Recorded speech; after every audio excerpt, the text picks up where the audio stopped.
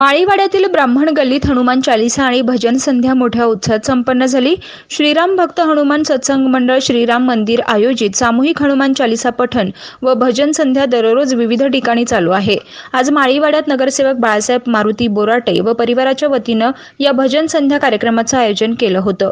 या कार्यक्रमासाठी दिलीप सातपुते, बाळासाहेब बोराटे, राणीताई लंके, अभय आगरकर, अभिषेक बोराटे, ओमकार सातपुते, माजी महापौर अभिषेक कळमकर, योगीराज गाडे आदींसह अनेक मान्यवर उपस्थित होते। हनुमान चालीसाच्या गायनानं कार्यक्रमात भक्तीचे रंग उधळले गेले, तर भव्य असे हनुमानाचे पेहराव केलेले युवक सर्वांचं आकर्षण ठरला। यावेळी लोकांनी सामुदायिक पठणात उत्स्फूर्तपणे सहभाग घेतला। त्यानंतर हनुमान चालीसा गायन व विविध भजने सादर झाली। हनुमानाच्या आरतीनं कार्यक्रमाची सांगता झाली। ज्यांनी 8 वेळा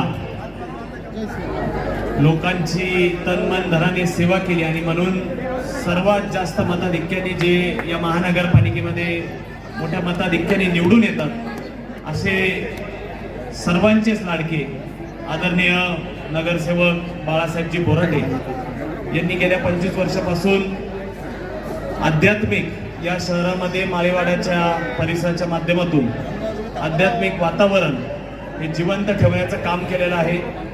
आणि हनुमान चालीसेचं हे 26-26वा वर्ष आज या ठिकाणी संपन्न झालं। नवी पेठ येथील अतिशय नावलौकिक झालेलं श्रीराम भक्त हनुमान सत्संग मंडळ या सर्व मंडळाच्या सदस्यांचं मी बाळासाहेब बोराटे मित्र परिवार यांच्या वतीने आणि विशेषतः आज बाळासाहेबांच्या चिरंजीवाचा अभिष्ट चिंतन सोहळा या हनुमान चालीसाच्या माध्यमातून अतिशय आनंदाने साजरा झाला।